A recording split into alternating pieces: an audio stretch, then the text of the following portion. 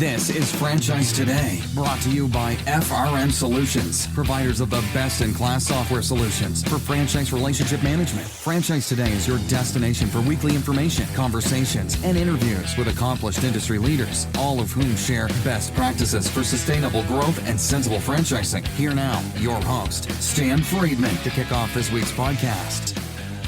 And this is Franchise Today on Wednesday, August 14th, 2019.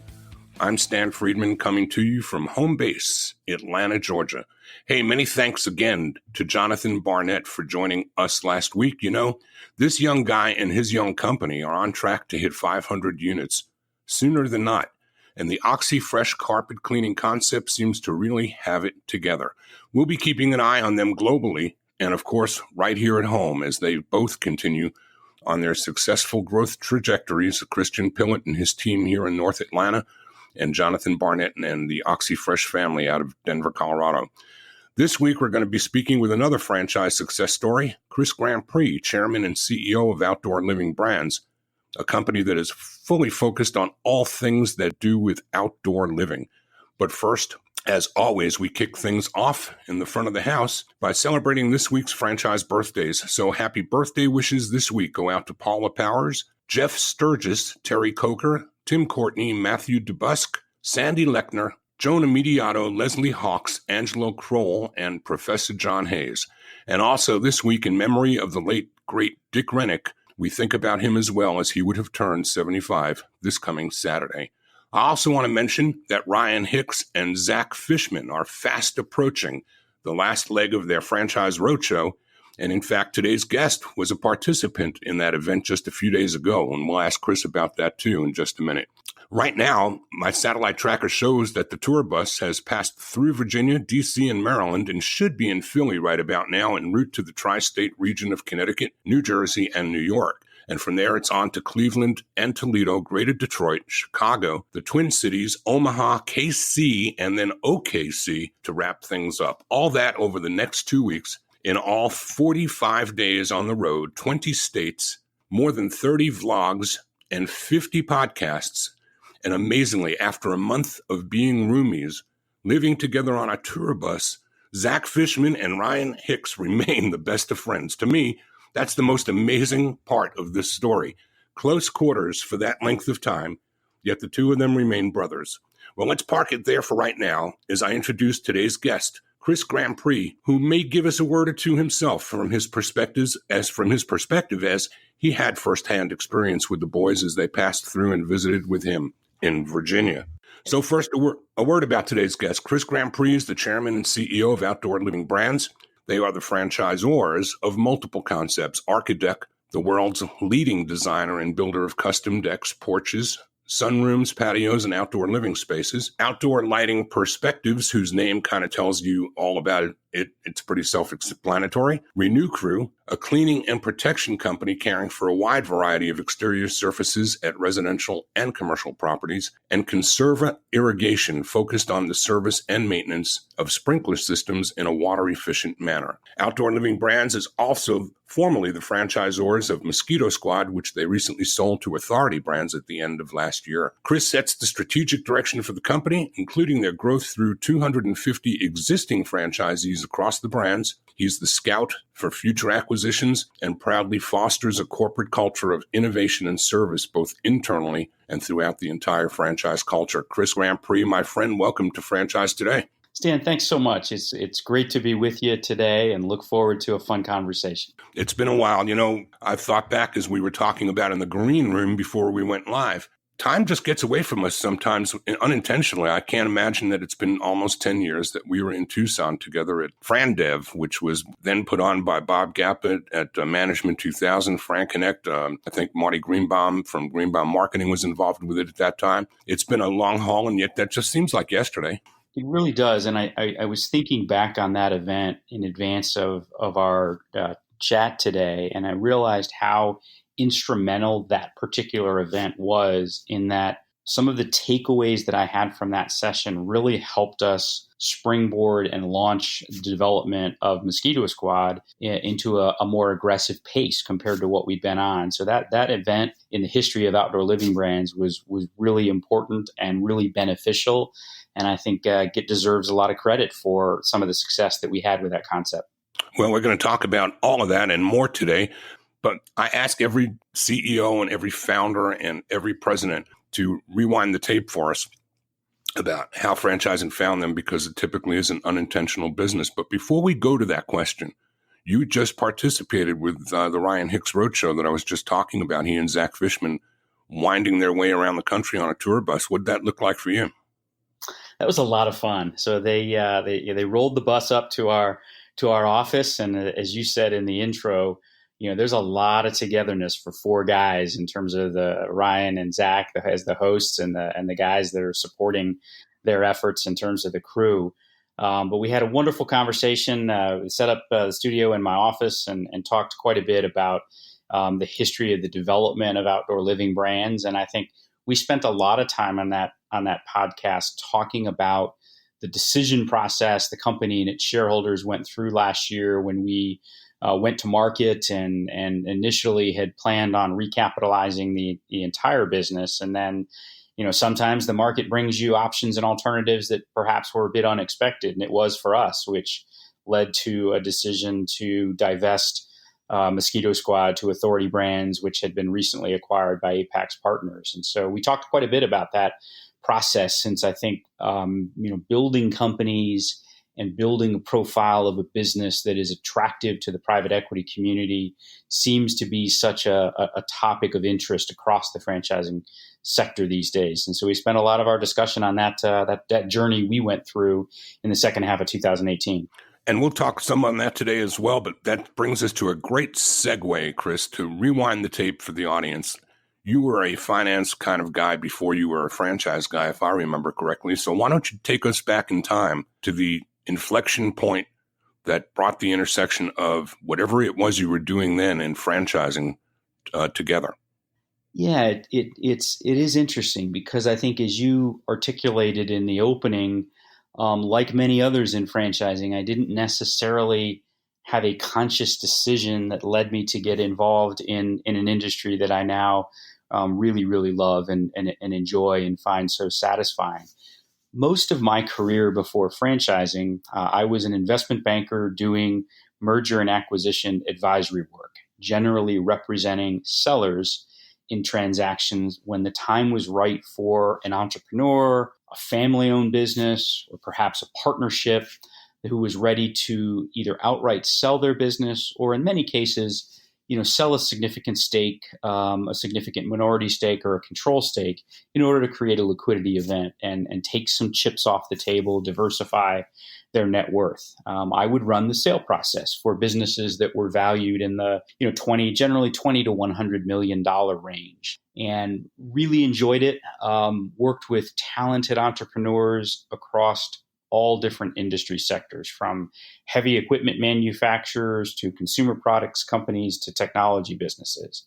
And it was a really, really gratifying work whereby you not only build relationships with these entrepreneurs and learn their stories of how they develop their companies, but you were a key part of helping them position that business for sale, helping them navigate, transaction alternatives and the transaction process to ultimately get to a closing and see their labor and hard work and blood, sweat, and tears rewarded at a closing. So I was with a boutique investment bank in Richmond, Virginia. We went through a sale process ourselves to create a liquidity event for the partners. And we were acquired by an insurance company that was developing a wealth management platform to diversify themselves.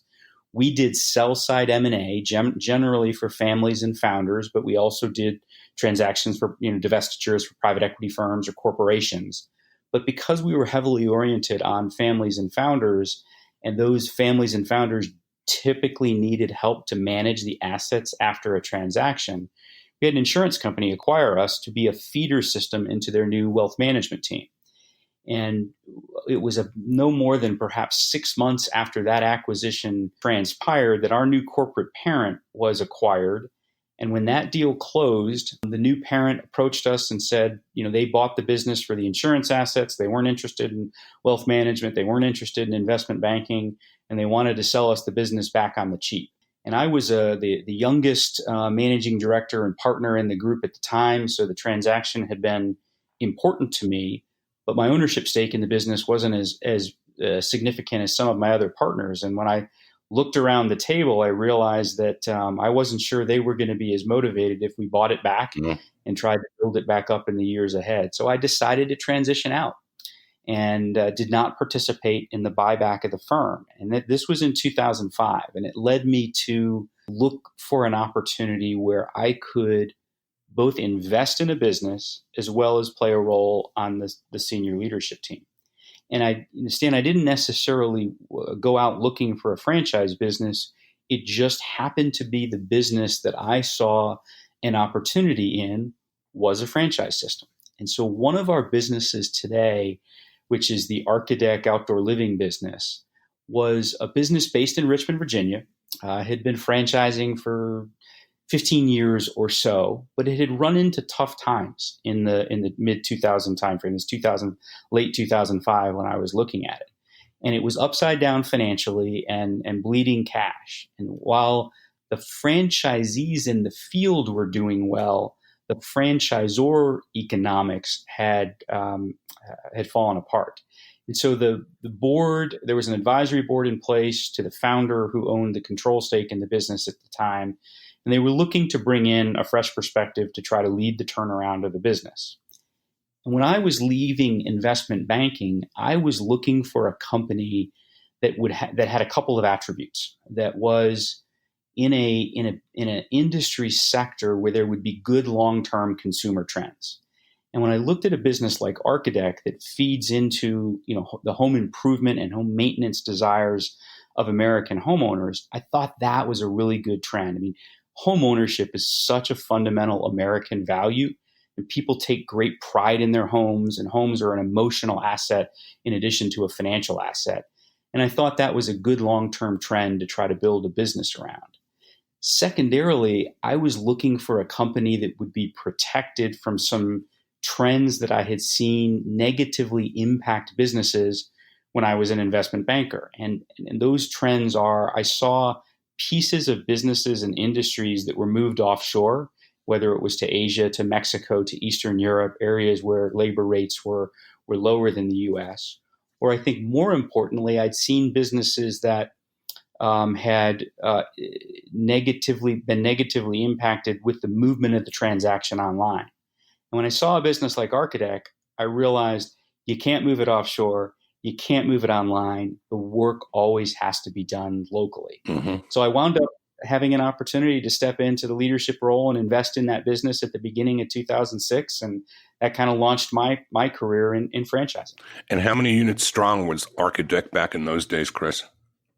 Yeah, it was somewhere in around 50 units. I can't remember the exact number, but roughly 50 locations throughout the United States. And today, how many of your 250 are Archadeck? Yeah, today, it's our strategy there. Our unit counts have grown, but not tremendously. We're roughly 60 units. What has grown significantly is the average unit volumes. So the system sales of the business unit have grown significantly because we spend a lot of time philosophically, culturally, and just where our team invests their effort is driving growth across the existing franchise systems. And so we've diversified the business unit, and we've had a lot of success raising the AUVs to help improve the unit economics of the franchise system. So at that point in time, it was just Archadeck and Archadeck alone. Is that correct? That's correct, yes. And so the concept of outdoor living brands was born where and when along the way? When did the vision or the line of sight rise to a suite of brands that complement each other? Yeah, so as I was, first rolling up my sleeves and guiding Archadeck through a turnaround in 2006, as I got involved in franchising, I realized I needed some help to figure out this business model that I didn't know that well as an investment banker. And I I started attending as many industry events as I could, especially, IFA events. And I think exposure at IFA led me to see businesses that were multi-branded, whether it was Driven Brands, whether it was First Service Brands, the Dwyer Group, now Neighborly. And as I looked around franchising and I saw this industry that I think today has roughly 4,000 different concepts, many of whom are very small, as kind of from an investment banker's perspective, I thought that the industry would see some consolidation over time. And I thought that the multi-branded platforms that I saw were a really smart way for franchisors to build scale on businesses that when your revenue stream, your core revenue stream is a percentage of sales royalty off the retail dollar, that's a relatively low percentage. It can take a while to build scale. So the idea of packaging multiple brands together was driven in part by looking around the industry, borrowing some ideas from, I think, some other leaders in the industry.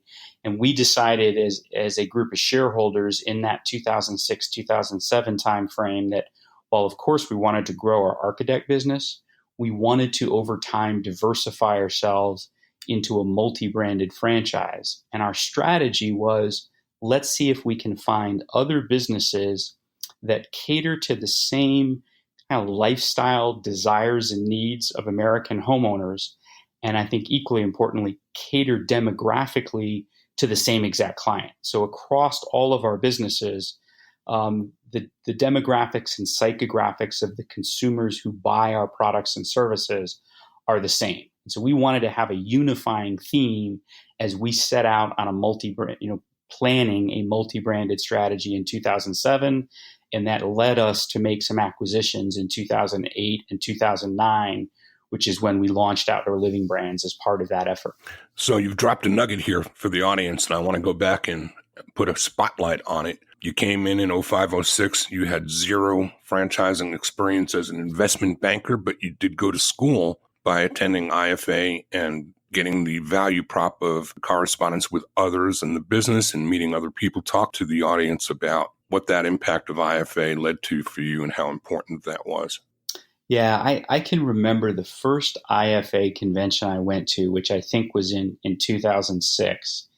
And, as an investment banker, I had attended a lot of industry events before, really as a networking and a client acquisition, platform. And I was really impressed at IFA about how collaborative franchisors are and how willing that franchisors in different industry sectors are to share their journeys, to share best practices and ideas. And I came back from that first IFA session. I still have the pad of paper that I took notes on, and it was something like 28, 29 pages of notes that I came home with. And so my eyes were opened up about how big the industry is. And then I also realized how willing people are to help you. And so as a new guy coming into the sector, trying to learn a lot, I realized that there were people out there who were fighting through the same issues of trying to figure out the right ways to identify talented, driven, well-capitalized people to join your systems as franchisees, or whether they were working on initiatives to drive change and drive improvements in their franchise systems. Regardless of what the industry is, there was commonality in the functions and the strategies and the tactics, and the industry is very, very willing and seemingly open to allow people to come in and kind of pick the brains and go to school on people who've been there and done it before. And so we start, both attendance in industry events, building relationships, and then from time to time we would go see other franchisors, and people would, be willing to host us for a day of meetings to kind of talk about ideas and best practices, and hopefully they learned a couple things from us over the years, and our team has learned some things by sitting down and meeting with other franchisors. The other thing I took out of this is that Archadeck as a business is what I used to call a man in a van kind of a business, a very fractured kind of segment of the market where anybody just, goes out and picks up a truck and can start becoming a contractor, and then you bring professional services and management to an industry that really probably had very little, if any, of that going on. At the same time as you were doing that for the franchisees, it seems that coming to IFA for you had a similar aha moment in that now you've learned that there's this whole segment of the market with similar brands that could all be brought together. And you actually had a similar or parallel experience, it sounds like, as you would hope that your franchisees have. Yeah, I agree. I think it was, what we try to do on the franchising side, as you said, the spaces that we're in, all of our industry sectors tend to be highly, highly fragmented mom and pop type of industries. And we bring professionalism and the comfort of dealing with a national brand to the consumer. And I think on the franchising side, franchising is also a relatively fragmented business with the vast majority of franchisors still being relatively small. So I think our franchisees have that when they choose to align with one of our brands, they have the benefit because of the multi-branded platform that we've built of aligning themselves with a larger organization. And we also have inherently diversification options built in. If they build scale in whichever brand they start with, we have given our franchisees the opportunity to, expand in the profile of the businesses they're building locally by adding a second or a third brand to their local operations. So what was brand number 2 and when did it happen? Yeah, so brand number 2 was Outdoor Lighting Perspectives in the fall of 2008. So I formed Outdoor Living Brands in the summer of 2008 and wound up partnering with a gentleman who was on our advisory board that didn't have an ownership stake, but he liked the business strategy of building a multi-branded outdoor lifestyle-centric franchise company. And so Mark Mullins was his name, and he and I partnered together, and we acquired the control stake in Archadeck in June of 2008. We bought out the founder of that business. I had a minority ownership position at the time. And then we had been negotiating with the founder of Outdoor Lighting Perspectives in that summer, and we wound up acquiring Outdoor Lighting Perspectives in the fall of 2008, and then wound up acquiring Mosquito Squad was the third concept in the first quarter of 2009. So we put those three companies together from between June of 2008 and March of 2009, right as most will remember, the worst recession that hopefully we'll encounter in our lifetime. Our timing was not ideal, but at the end of the day, it was our strategy was we're long-term investors, and so while the waters were a little rougher right out of the gate than we had anticipated because of the recession, we knew we were going into these investments for long periods of time. And so we put our heads down. We started integrating these three companies together. We looked to take out duplicate costs of the three standalone P&Ls as we were constructing Outdoor Living Brands in that 2008-2009 timeframe. Mosquito Squad grew through your ownership from how many units to where were you? Already Brands took it over from you at the end of December. Yeah, so when we acquired Mosquito Squad in 2009, it was a very young, early stage startup concept that had roughly, I think it was 15 locations, and it was producing an entirety of 1.1 million of system sales. And less than 10 years later, when we divested the business, it was slightly over 250 units that were producing well over 60 million in system sales. So we had a wonderful role, I think, with that business in that category. The outdoor pest control space, which Mosquito Squad was the pioneer of creating a service offering that works very well for homeowners who are interested in, being pest and disease free in their property and protecting families and kids and pets. That category took off, and Mosquito Squad was the first player in that space. And, as we were having success, accelerating the growth of Mosquito Squad, like any business, it saw competitors come in, and the sector continued to expand. And so, for us, it was a business model that had a lot of I think core attributes that we look for in terms of a relatively simple business model that therefore is replicatable and repeatable by franchisees, and most importantly, really strong unit economics, where the business model offered high gross profit margins and a recurring revenue stream.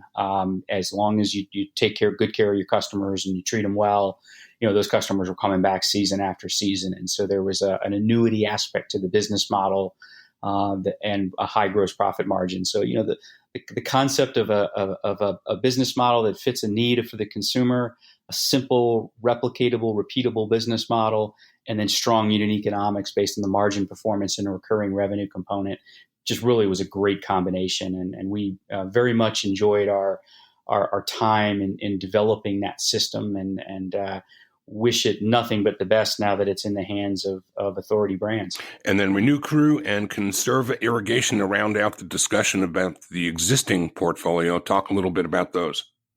Sure. So in 2012, 2013 timeframe, we were approached by the founder of a business called Wood Renew that was involved in cleaning and staining and sealing wood decks. And he saw the volume. Archadeck is by far the largest deck and porch and patio builder in North America. And he approached us initially with the idea of a trade alliance, whereby we could introduce Wood Renew services to our Archadeck clients. And as we got to know the founder of that business, and as we got to know the business model itself, it led us to ultimately acquire Wood Renew as the platform for a new business that we wanted to develop. So when we acquired Wood Renew, we stood before the franchisees at the convention before making the acquisition and said, we want everyone to know that if we acquire this business, our vision is different than what Wood Renew is. Wood Renew as a system, the average unit volumes were very, very modest. And in our heads, good franchising first and foremost starts with strong unit economics for the franchisees.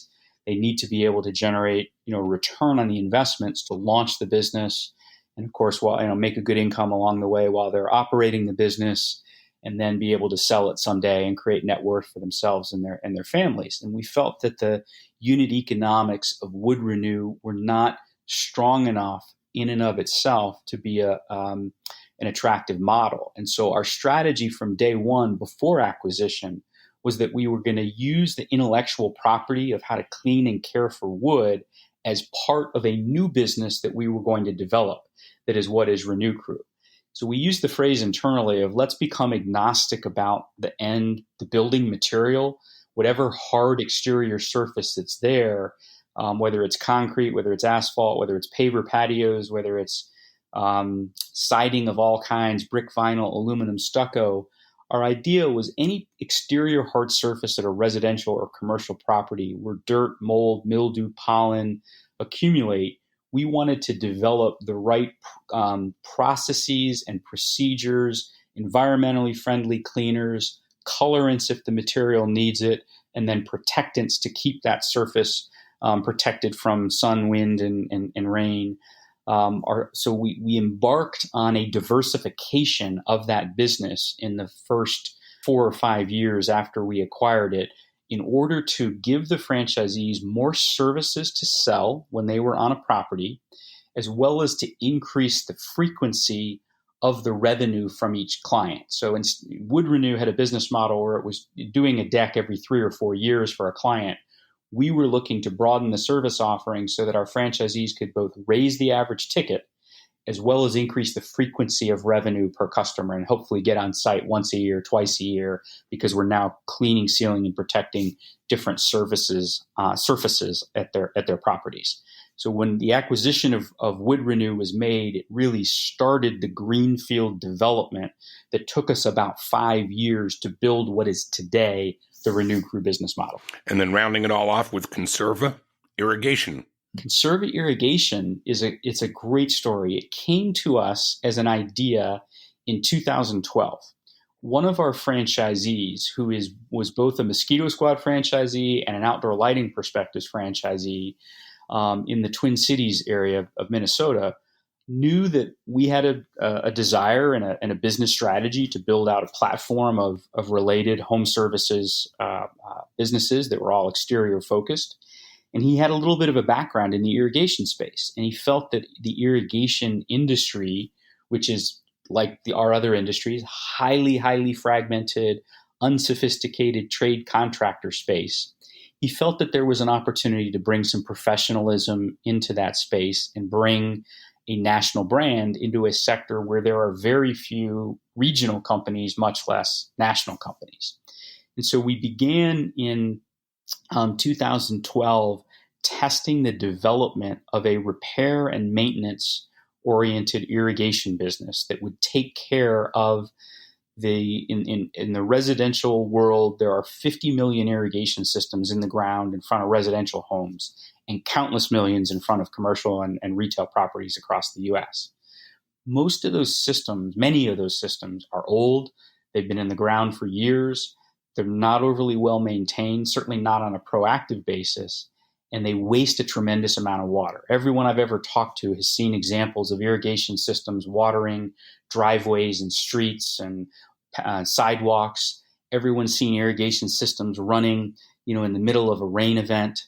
And according to the EPA and according to the Irrigation Association, for homes that have irrigation systems installed, 59% of the water consumed by that home is through the irrigation system.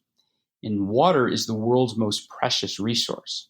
So when we got involved in the irrigation business, we thought part of what we want to bring to the market as a differentiation is both a focus on professionalism in a highly fragmented trade contractor industry, but also a water conservation theme that's a bit counterintuitive when you're in the irrigation sector. So in 2012, we started testing this business model in the Twin Cities. It resonated with residential and commercial property owners. It scaled up. It offered good unit economics in our first test market.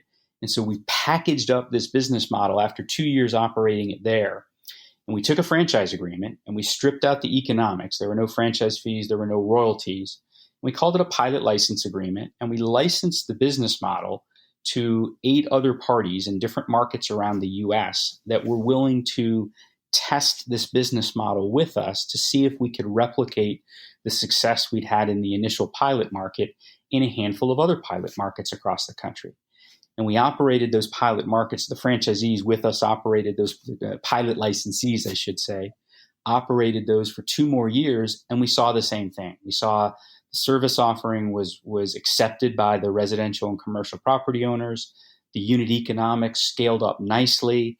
And so after roughly 4+ years of testing that business model across 8 markets, we felt like we had the recipe for success. And so in this first part of 2017, we made a business decision that we were going to franchise Conserva-Irrigation. We did the legal work. We constructed a franchise team. And we then gave those pilot licensees the opportunity to convert to franchisees on June 1st of 2017. And they did. And then we launched a franchise development effort. And so we just have crossed through our 2-year anniversary with Conserva. And as we sit here today, we have roughly 85 operating territories that are operated by 45 to 50 individual franchisees. And so we're having a nice rapid start to the launch of our Conserva-Irrigation business. Well, it's an impressive story. A lot of work has been done over the span of the years that you've been sitting at the helm, Chris. We're going to come back after a quick break, and we're going to take a look at the franchise side of all of this and how you're bringing all these brands to market and what kinds of opportunities are being made available and who should be jumping in and learning more about all. So let's take a quick break, and we'll be right back after this. Franchise Today will be right back, but first, a word from our sponsors. This portion of Franchise Today is brought to you by Zoracle, providers of spot-on profiles, the gold standard of assessment tools that assure you're selecting the right franchisees every time. Unlike DISC or others that simply gauge personality or communication styles, Zoracle's spot-on assessments are all franchise-specific and based upon 7 sciences that nail the results each and every time. Your prospects simply answer a few questions online, and like magic, Zoracle's algorithms scientifically slice, dice, and analyze their thresholds for risk, their business acumen, and even their propensity for single or multi-unit ownership. Zoracle's spot-on analysis is like having a crystal ball, but there's no hoodoo here. It's all based upon science that flawlessly determines franchisee, franchisor compatibility, and accurately predicts performance. Why don't you schedule a demo today and take a complimentary look and see for yourself? It's the closest thing to a sure thing. Zoracle, spot-on assessments based on science, but delivering results that seem simply magical. Check them out at www.zoracleprofiles.com. Franchise Today is produced and presented each week by FRM Solutions, providing best-in-class CRM and document management software designed specifically for franchising. FRM enables real-time business intelligence, communication, and collaboration between all members of the franchisor's team and their prospective and existing franchisees. This empowers your team to simply and seamlessly track, access, and manage all communication to and from prospective and existing franchisees, including texts. Legal and compliance is simplified too, with FRM's document management, and even site visits can be digitally facilitated and scored using FRM. Make today the day you give FRM a look and assure that all of your candidate and franchisee correspondence, including texts, are being permanently tracked and archived in candidate and franchisee records. FRM even provides state-of-the-art digital experiences for your prospective franchisees, replacing old-style virtual brochures. There are no long-term contracts required. Multiple upgrades are offered each year at no additional cost. No excuses, just solutions on the web at frmsolutions.com. Appreciate it, Chris, your patience in allowing me to pay some bills as well. Thank you, sir. Absolutely. So let's talk now about how all this comes together under the Outdoor Living Brands umbrella and how you bring this to market. Are you offering multiple opportunities depending upon territory or brand? Are these single unit area development? Tell us a little bit about the development side and how it all comes together. Yeah, our historical focus on development is almost all of our franchisees have started with a single brand and generally with a single territory. And we have a great track record, I think, of assisting franchisees that we affectionately refer to as corporate refugees, people who are leaving corporate America for one reason or another. They've always kind of thought about wanting to be in small business ownership, and a franchise is the vehicle for them to access the training, the coaching, and the support, and make the transition out of corporate America into small business ownership. And so we found historically that our businesses and the sectors they're in appeal to those corporate refugees, and that as they rely on us to learn the business model and learn what they need to be successful in that industry. And then as they scale that first unit, it's not uncommon at all for them to come back and license additional territories to build scale in their local market, or in some cases, to license additional brands. So roughly 80% of our franchisees fit that profile of the corporate refugee that I referred to.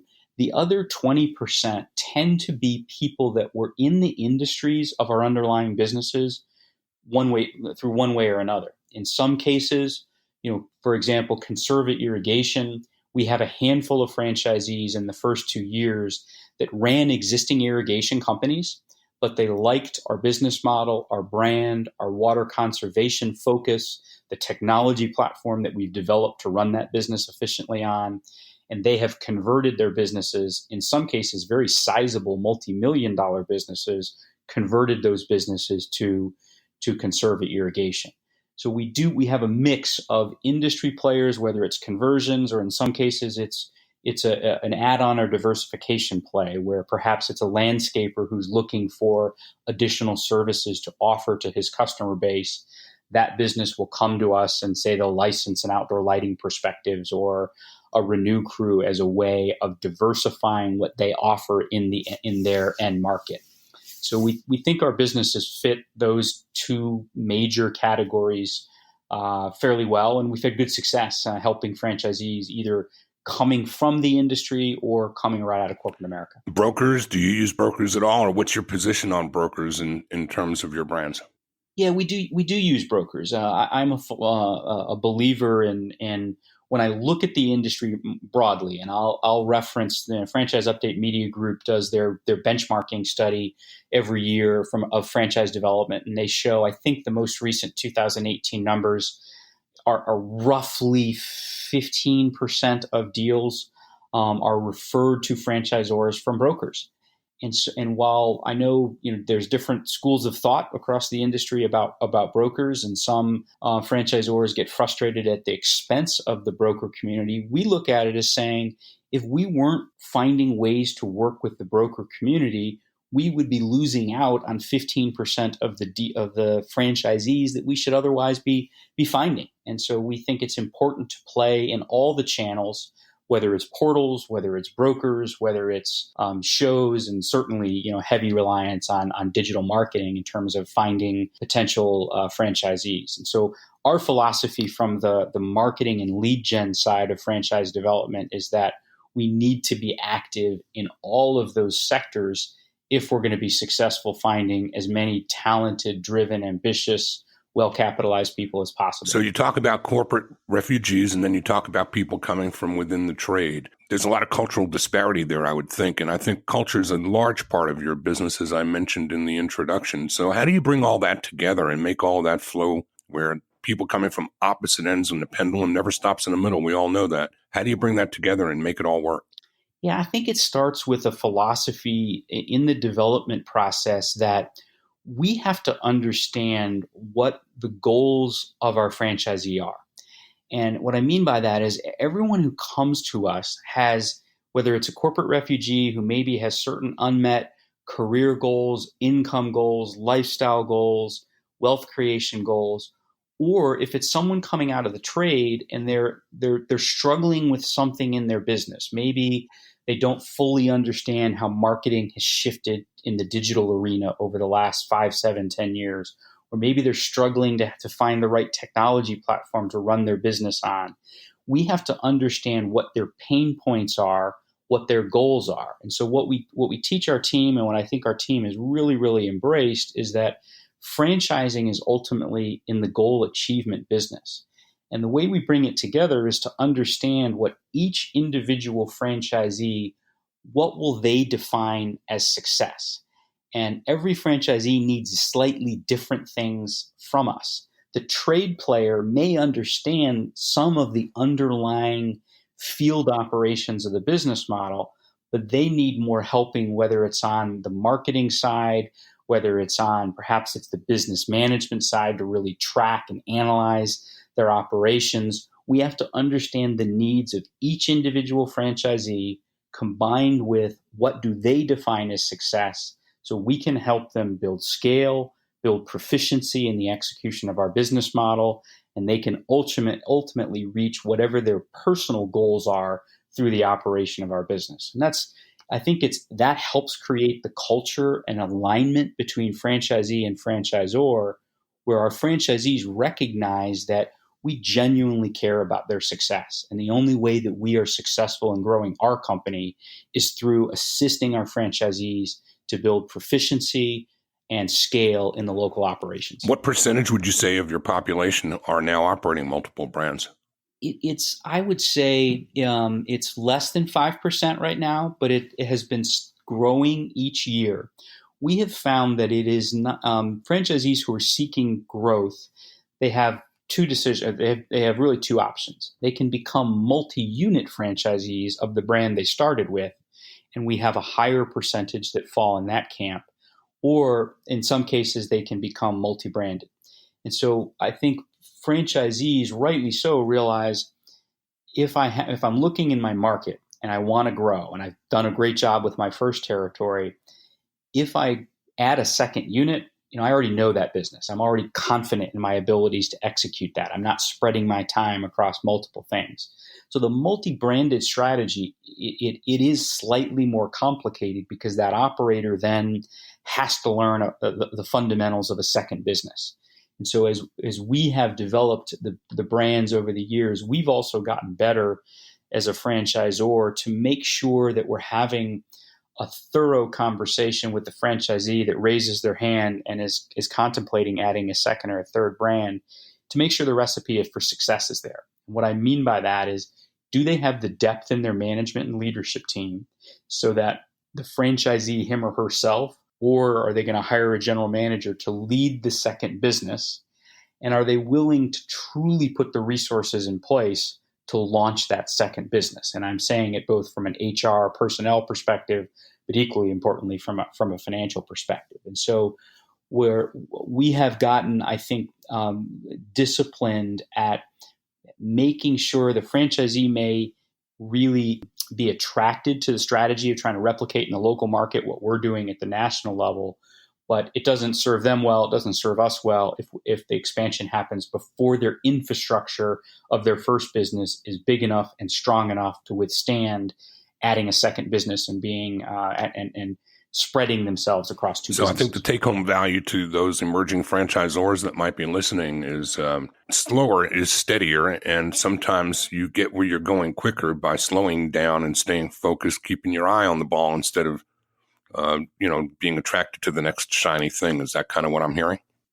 Absolutely. And I think like anything in life, sometimes you learn it the hard way, where when we started this approach in 2009 and 10, and we started exploring multi-branded businesses, we made some mistakes, like all businesses, where we had franchisees who were in the top 5 of one system, and they came to us and said, we really like, brand number 2, we want to add it. And without a lot of thought, we licensed those businesses to those operators because we said, they're really great operators. They're top 5 or top 10 in their existing system.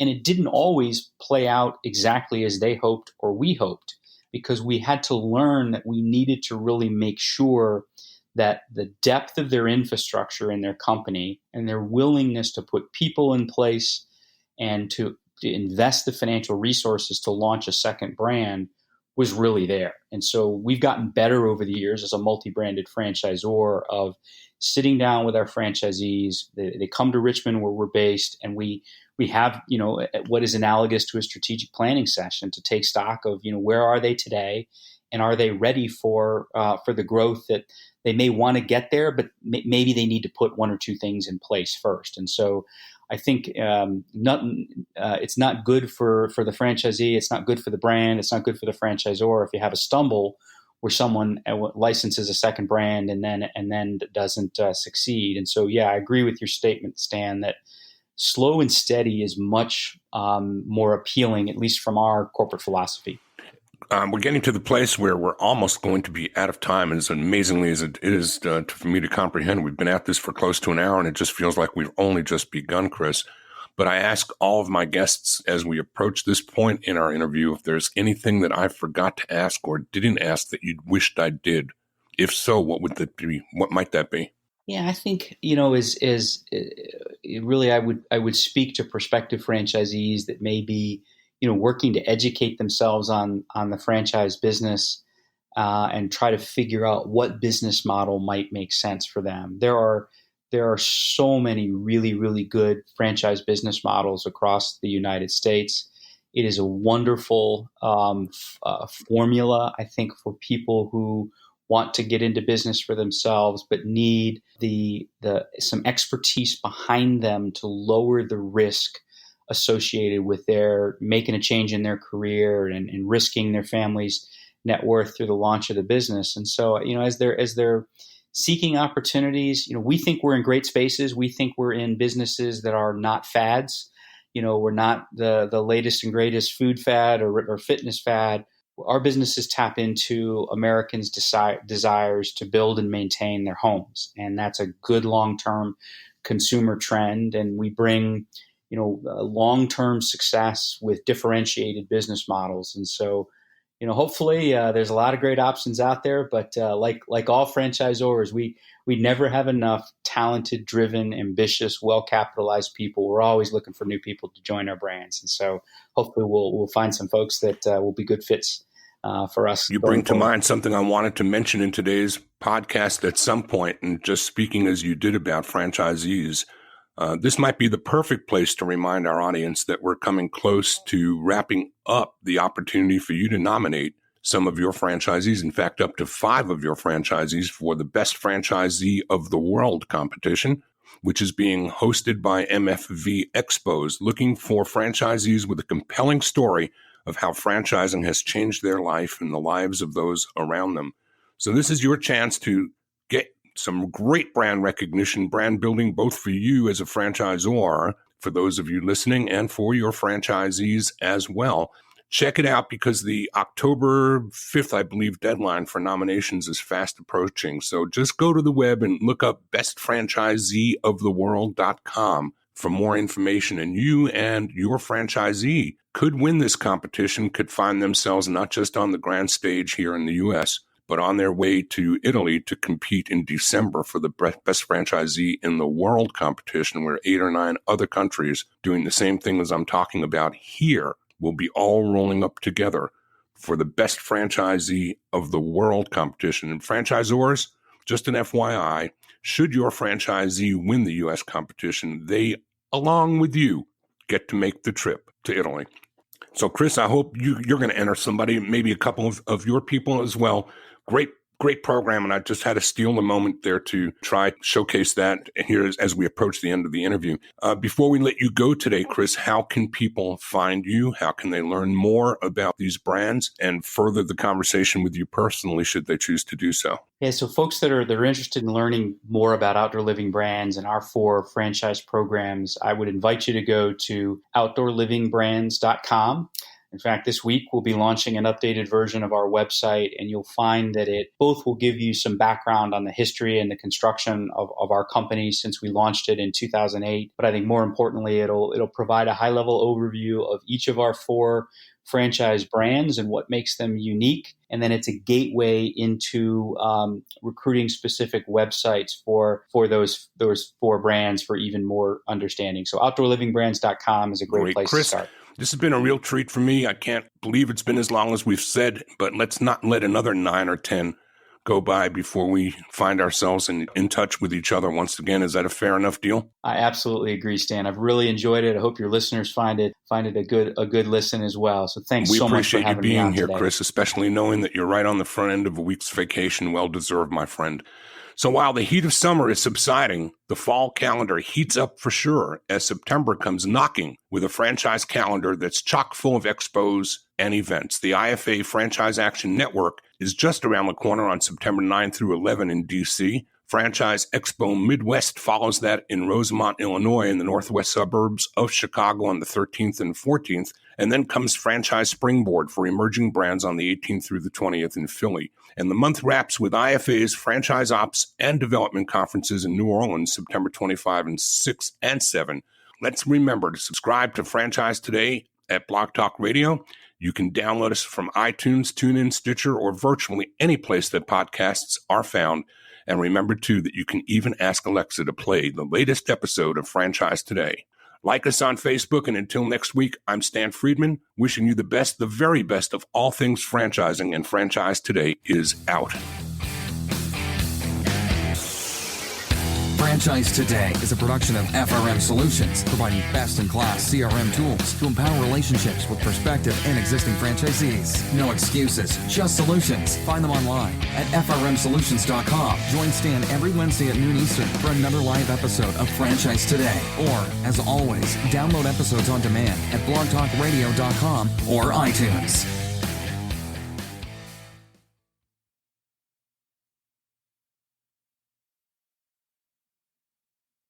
When it's PCS time, you know the drill. Pack, research the new base, get the kids in school, because family supports family. At American Public University, we support military families with flexible, affordable online education that moves with you. As a military spouse, your tuition rate is the same as your partner's, just $250 per credit hour. American Public University, education that moves with you. Learn more at apu.apus.edu/military.